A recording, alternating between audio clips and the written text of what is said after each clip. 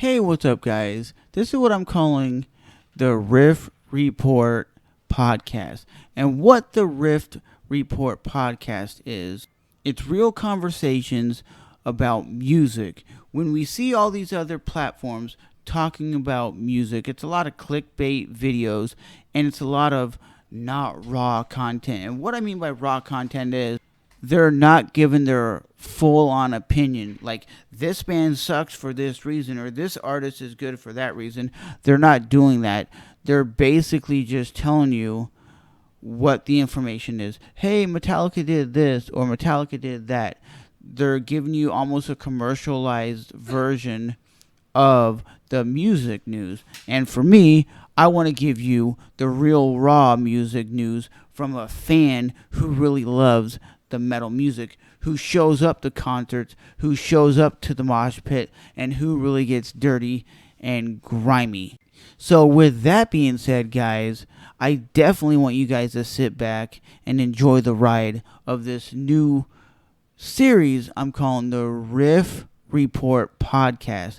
And like I said, this is a series, a new branding for this channel where I talk about what I like about music. And yes, I'll break down the music news. But again, when you listen to rock and metal news videos, a lot of times it's very commercialized and it's a lot of clickbait titles. And they don't give you your full-on opinion as a fan. Because sometimes you want to say, well, yeah, of course that crowd booed this person for this reason. Or of course they did this.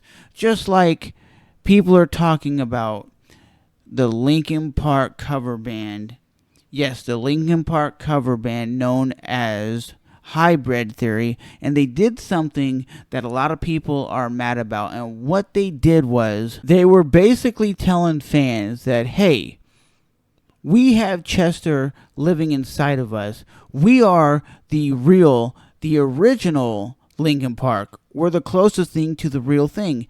And a lot of people are mad about that by saying, no, they're not Linkin Park. They're a tribute band. They're imitating them. They're trying to be them. They're looking like them. It's disturbing how close they are to looking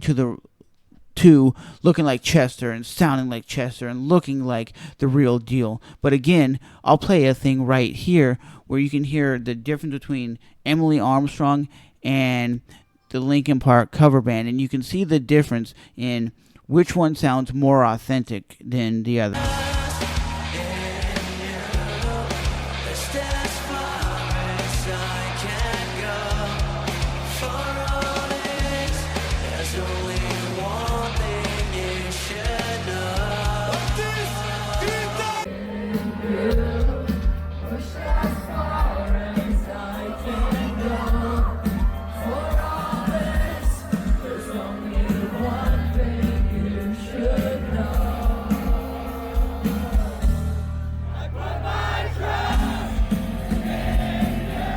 And to be completely honest with you, from what I heard from fans of Linkin Park, this version, they said basically at the show was Welcome to Rockville Music Festival in Daytona Beach, Florida.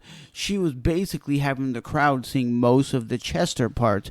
That is sad when a cover band actually sounds better than what is so-called the original band with the new vocalist. But again, I'm a fan of the tribute band because they sound more legit than what this version is. But I'm not a fan of her just pulling out the microphone and having it for the crowd to sing. Sing the songs that Chester wrote. Put the emotion into it like the other. But was it bad that the Linkin Park cover band actually said what they said? We have Chester living inside of us.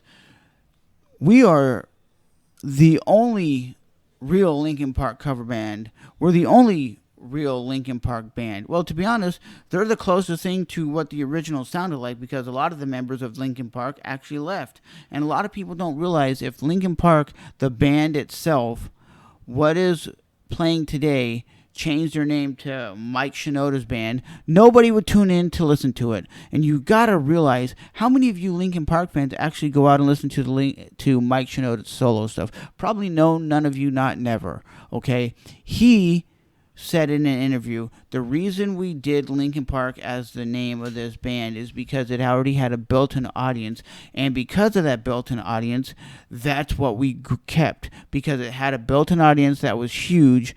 That is why people come out to see the show. If it was called Mike Shinoda's band, nobody would be tuning in to see it. Mike Shinoda wouldn't be headlining the music festivals that he is.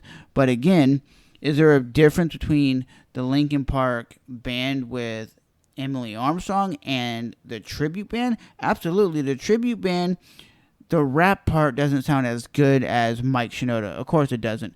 But the dude singing actually sounds more legit to the original. Is that a bad thing? Absolutely not.